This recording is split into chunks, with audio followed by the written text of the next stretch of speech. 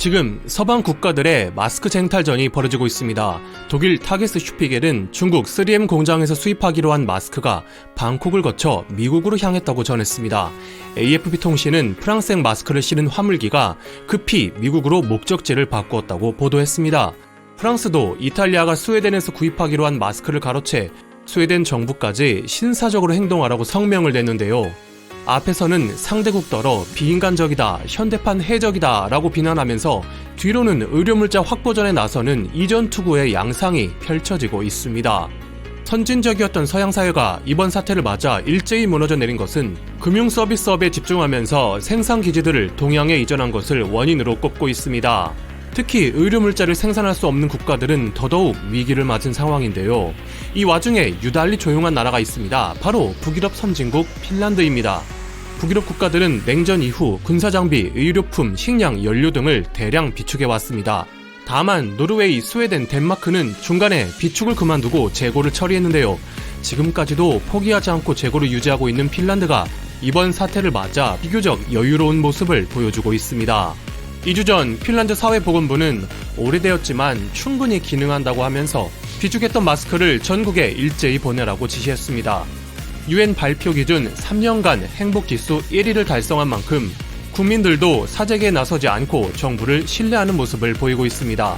비상물자들은 국가기밀로 지정되어 보안시설에서 관리되어 왔고 1950년대부터 전국 곳곳에 공급 시스템을 갖추어 왔는데요.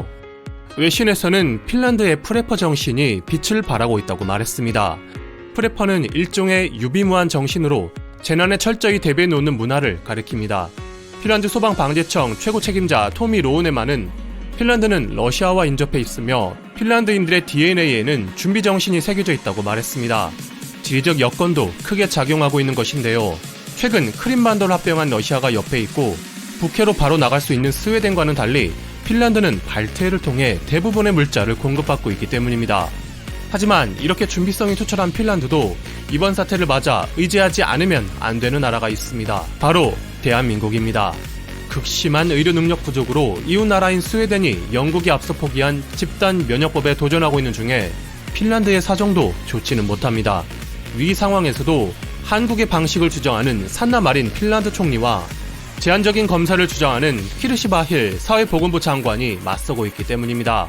정치권이 가닥을 못 잡고 있자 결국 12개 대기업이 협동으로 진행하는 프로젝트를 통해 한국에 도움을 요청했습니다. 한국산 진단키트를 얻는 것은 매우 어려우니 피험자들에게서 채취한 검체를 아예 한국으로 보내 한국 업체에 검사를 맡긴 것입니다. 핀란드에서 인천공항까지 걸리는 시간은 약 8시간에서 9시간으로 검사 결과를 온라인으로 받아보면 어렵게 한국산 키트를 구하지 않아도 하루 안에 양성자를 판별할 수 있는데요.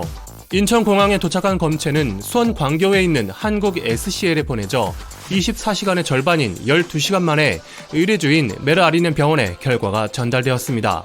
메르아리넨은 보도자료를 내면서 한국 연구소의 협력은 기대대로 신속하고 높은 퀄리티를 보여주었다고 극찬했습니다. 이어서 양성 판정받은 사람들에 대한 안내를 설명하면서 앞으로 모든 증상을 테스트하기에 충분할 것으로 기대하고 테스트 기회 또한 크게 증가할 것이라고 말했습니다.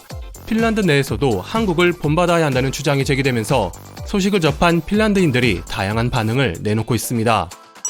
한국은 위기 초기에 빠른 대응과 강력한 행동력으로 역전시키고 현 사태 관련된 거대 사업을 창출했어. 핀란드도 할 수는 있겠지만 우리는 민관이 협력하는 방법을 모르고 국가 지도부는 비전과 용기가 부족해. 한국의 정확성과 신속성이 놀랍습니다. 따라하기는 쉽지 않겠네요. 핀란드에서는 보건국이 위험을 과소평가하고 조치가 지연되었어. 한국은 잘하고 있어요. 스웨덴은 아닙니다. 스웨덴이 택한 노선의 결과는 곧 다가올 것입니다. 최악의 상황이 두렵습니다.